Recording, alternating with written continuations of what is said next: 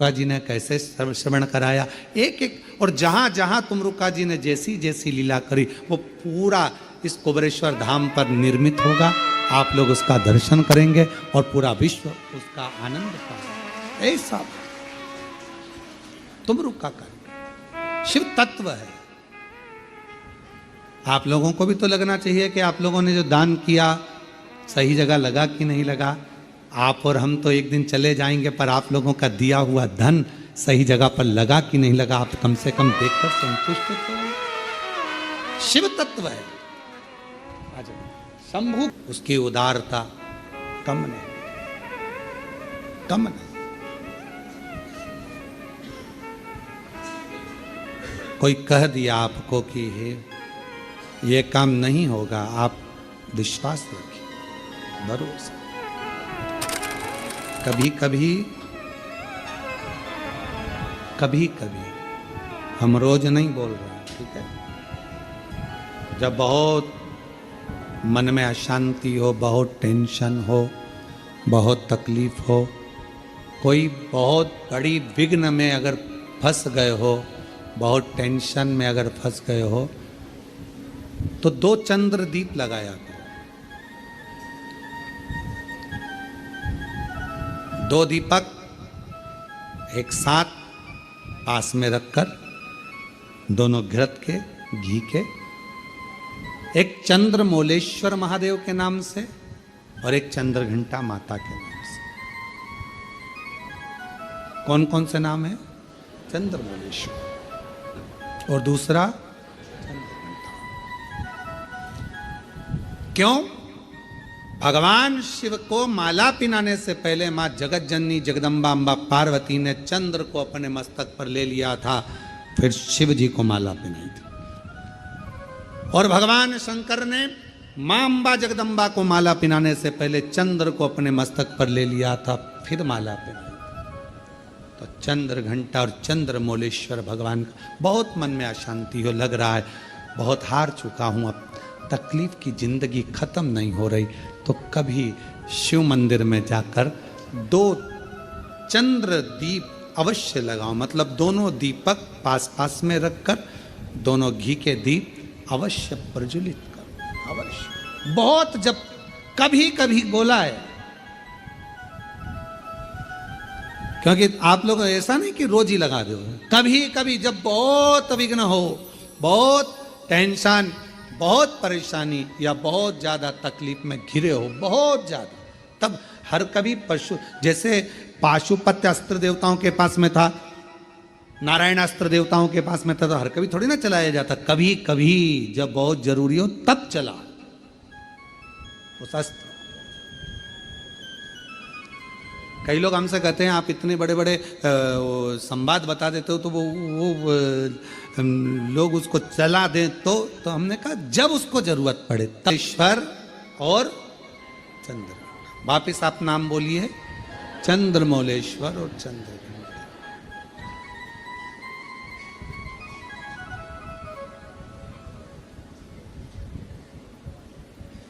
भगवान 2 दीप पास में घृत के, घी के बाबा को लगाओ। चंद्र दीप मां अम्बा जगदम्बा को जैसे आपने स्वीकार किया, माता को जैसे आपने भय से मुक्त किया, जैसे संपूर्ण विश्व के कल्याण के लिए हे शंकर भगवान आपने मां अम्बा के मस्तक पर चंद्रमा रख दिया, और मां को स्वीकार करने के लिए फिर अपने मस्तक पर चंद्रमा ले लिया।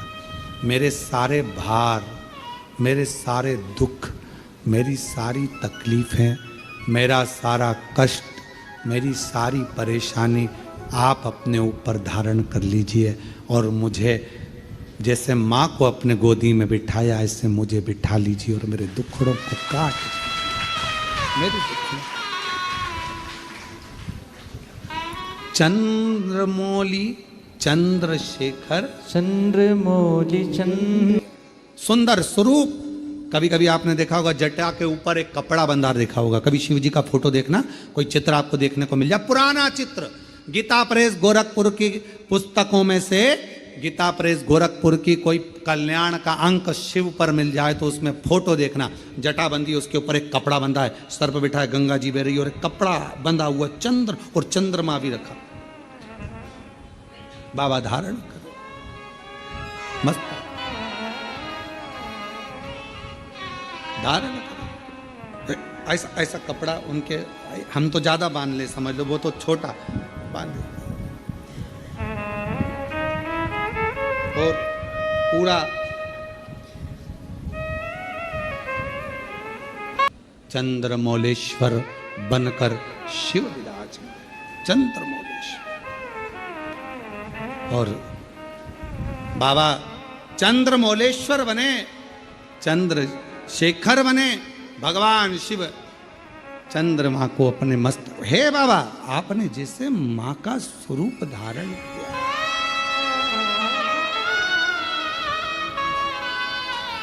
बांध लें, बांध लें।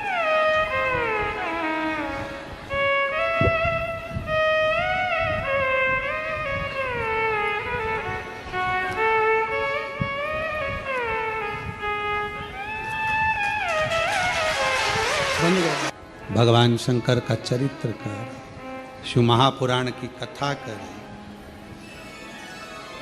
जब बहुत विषम परिस्थिति हो, बहुत टेंशन हो, बहुत ज़्यादा विघ्न पड़ा हुआ हो और कोई कार्य ना हो रहा हो, तब 2 दीप घृत के शिव मंदिर में बाबा से कहकर, बाबा मेरे सारे दुख, सारी तकलीफ, सारे कष्ट, सारा बीमारी, सारी परेशानियां, जैसे आपने चंद्रमा को धारण किया ऐसे आप इन सब को ले लीजिए। और बाबा जैसे आपने माँ जगज्जननी जगदम्बा अम्बा को अपनी गोदी में लिया, मुझे भी ले लीजिए। दीप चंद्रमौलेश्वर महादेव और चंद्र घंटा 2 के नाम से, दोनों। जब हम बाबा देव अधिदेव महादेव से अपने मन का भाव कहते हैं तो बाबा उसको स्वीकार करता है, शिव जी से स्वीकार करते, शंकर भगवान स्वीकार करेंगे। महाराज शिव महापुराण की कथा कर रही है कि उसको पहचानो। लोग कहे मेरा काल अधिपति, मेरा महाकाल राजा, मेरा शिव स्वर्ग है, शिव ही मोक्ष है, शिव ही स्वर्ग है, शिव ही मोक्ष है, शिव ही परम साध्य है, शिव ही परम साध्य है, शिव ही जीव है, शिव ही ब्रह्म है, शिव हमारे आराध्य हैं और शिव मेरी जिंदगी है। शिव के बिना सब शून्य है, शिव ही सत्य है, शिव के सिवा सब शून्य, शिव के सिवा सब शून्य है। आप देवाधिदेव महादेव की आराधना करते हैं, अर्चना करते हैं, परिस्थिति कैसी भी हो, उस परिस्थिति में यदि आपका परिश्रम, आपकी मेहनत, आपका संघर्ष और भगवान शंकर पर करा गया विश्वास है तो उस परिस्थिति से निकला जा सकता।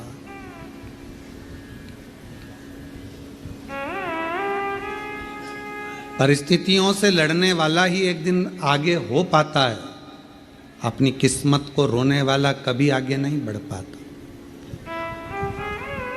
दुनिया में ऐसे कई लोग हैं जो अपनी किस्मत को हमेशा रोते रहते हैं, भगवान ने हमको ऐसा बना दिया, भगवान ने ऐसा बना दिया। अरे भाई परिस्थितियों से लड़ो, बाहर हो जाओ, निकल जाओ, रो मत किस्मत के लिए। मेहनत करा नहीं, संघर्ष करा नहीं और किस्मत को रोते रहो तो क्या मतलब। थोड़ा धैर्य रखकर परिश्रम करके आगे बढ़ो। शिव महापुराण की कथा कहती है, बाबा का चरित्र कहता है, माँ जगज्जननी जगदम्बा अम्बा पार्वती मैया चंद्रमा को अपने मस्तक पर धारण करती हैं। शिव जी चंद्रमा को स्वयं धारण करते हैं। चंद्र घंटा माँ का ये प्रति स्वरूप, माता का ये नाम जीवन में एक शांति और आनंदता और धैर्य देता। शिव जी का चंद्रमौलेश्वर नाम सुख प्रदान करता, आनंद देता। और चंद्रमौलेश्वर महादेव की, चंद्र घंटा माता की। ये सुख प्रदान करता है, आनंद प्रदान करता है, वैभव प्रदान करता है। आगे बिदल और उत्पल दो असुर ऐसे हुए जिनको माता ने कुंदुक का प्रहार कर कर मारा, और शिव जी का नाम कुंदकेश्वर। कुंदकेश्वर। जब कोई दवाई, कोई औषधि, कोई गोली शरीर को नहीं लगती है, तब कुंदकेश्वर महादेव का नाम लेकर उसको खाना चाहिए। डॉक्टर को दिखाओ, डॉक्टर का इलाज करवाना जरूरी है। डॉक्टर का इलाज करवाते रहो, दवाइयाँ लेते रहो, खाते रहो, पर उसके साथ में अगर दवाई काम नहीं कर रही है तो भगवान शंकर का, कुंदकेश्वर महादेव का नाम हमें बल प्रदान करता है, एनर्जी देता, बल देता। शिव कथा करे, भगवान शंकर का संवाद करे। भगवान शिव का पवित्र चरित्र कह रहा है कि जीवन में अगर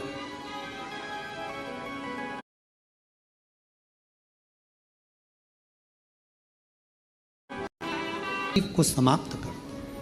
कौन से महादेव? कुंदकेश्वर। ये सुख प्रदान करता है, आनंद देता है। आगे वर्णन आया, तारकासुर के 3 पुत्र हैं, तारकाक्ष, विदुम्माली, कमलाक्ष के।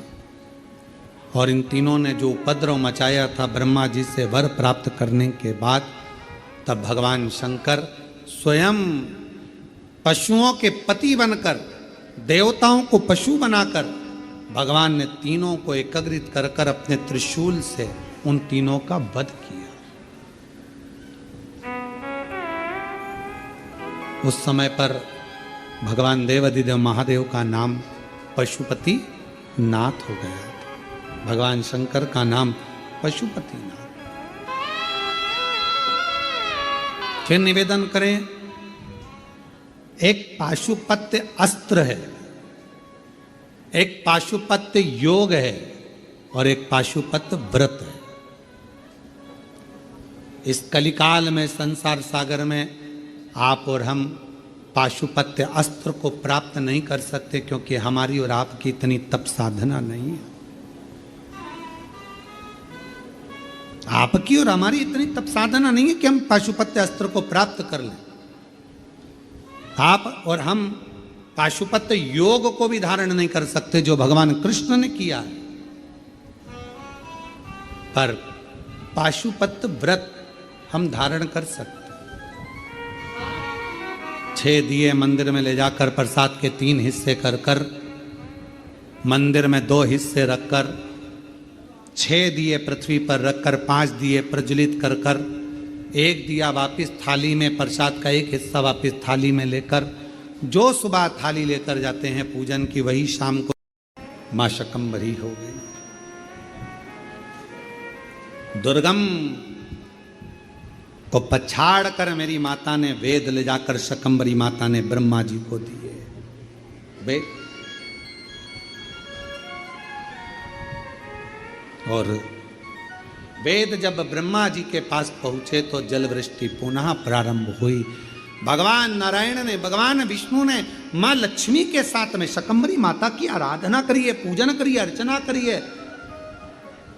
इसलिए शिव महापुराण की कथा कहती है, अगर कोई व्यक्ति बहुत बीमार रहता है, शरीर में कष्ट रहता है, उसको भोजन नहीं भाता, भूख नहीं लगती, भूख नहीं लग रही, भोजन नहीं भा रहा, भोजन नहीं भा रहा, भोजन अच्छा नहीं लग रहा, भूख नहीं लग रही, शरीर में अन्न नहीं लग रहा, दुबला पतला होते जा रहा है, शरीर खराब होते जा रहा है, तो उससे निवेदन है, अगर बन सके तो प्रयास करना,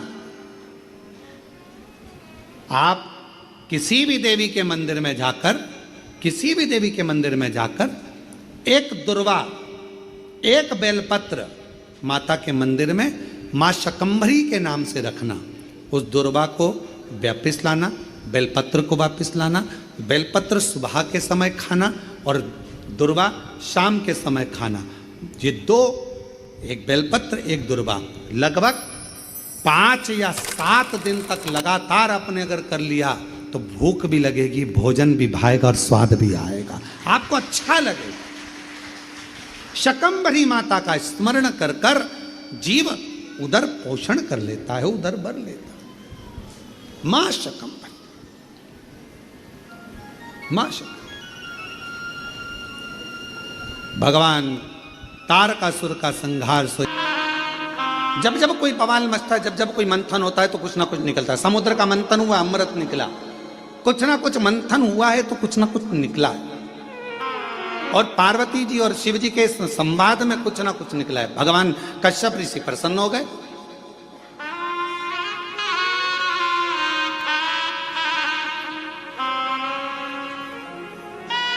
और मंथन में कुछ ना कुछ निकलना जरूरी भी है। एक प्रसंग बड़ा सुंदर है महाराज जी।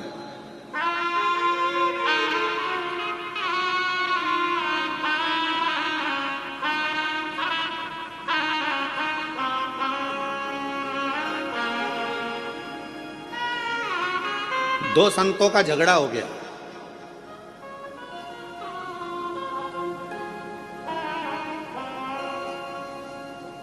और आपस में दोनों झगड़ लिए। अब दोनों झगड़ लिए तो एक था राम जी का भक्त और एक था हनुमान जी का भक्त, और दोनों में छिड़ गया विवाद। हनुमान जी ने राम जी से कहा, प्रभु दो संत लड़ रहे हैं आपस में, अब तुम क्या कहोगे? राम जी बोले, कहना क्या है, अब इन दोनों को प्रमाणित करने के लिए अपन दोनों को जाना पड़ेगा। जब जब संत झगड़ते हैं, साधु झगड़ते हैं, सन्यासी झगड़ते हैं, तपस्वी झगड़ते हैं, आपस में जब कोई भगवत प्रेमी आपस में झगड़ते हैं तो उसका निर्णय करने के लिए स्वयं परमात्मा को बीच में आना पड़ता है और परमात्मा को निर्णय करना पड़ता है।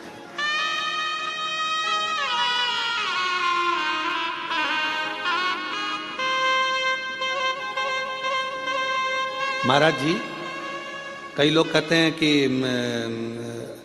ये महाराज जी ने ऐसा कर दिया, वो महाराज जी ने ऐसा कर दिया, आपस में झगड़ा हो रहा है। हम कहते हैं झगड़ा नहीं हो रहा है, कुछ परमात्मा ने लीला रची है, और परमात्मा ने लीला रची है तो वो जनमानस के सामने उसको कहीं ना कुछ संतों के माध्यम से लाना चाहते हैं। संत कभी झगड़ा नहीं करते, संत कभी एक दूसरे के ऊपर आक्षेप भी नहीं करते। लोग कहते हैं उन्होंने ऐसा बोल दिया, उन्होंने वैसा बोल दिया, उन्होंने ये भाषा का प्रयोग करा, उन्होंने वो भाषा, ना ना ना। उनके बीच में कोई एक परमात्मा की एक शक्ति, मेरे शिव का एक स्वरूप, मेरे राम, मेरे कृष्ण, मेरे शंकर, मेरे भगवान विराजमान है, जो ये निर्णय करना चाहते हैं कि इनके बीच का साझा कैसे।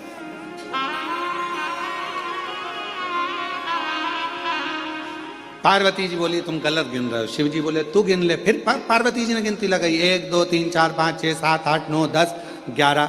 शंकर भगवान से पार्वती जी बोली ये तो 11 है। शिव जी बोले देख मैं वापस गिनता हूं, 1 2 3 4 5 6 7 8 9 10 11 12। फिर पार्वती जी बोली तुमने फिर अपने आप को गिन लिया।